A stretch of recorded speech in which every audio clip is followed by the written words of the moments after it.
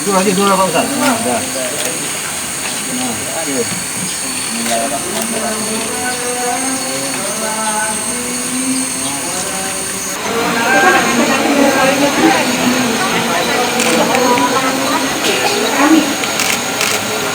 Ke pimpinan pondok pesantren ya.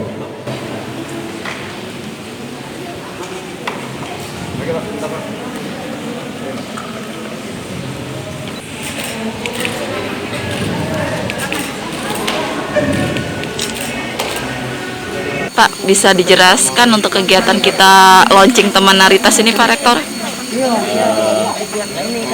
Ini launching alat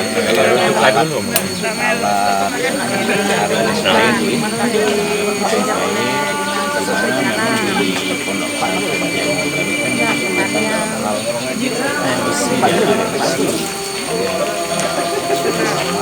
menggunakan alat yang bisa menyaring air yang kotor dari air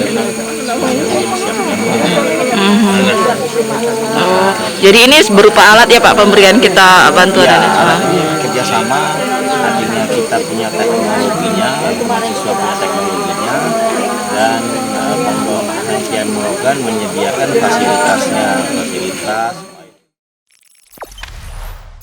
Jangan lupa subscribe, share, komen, dan like ya.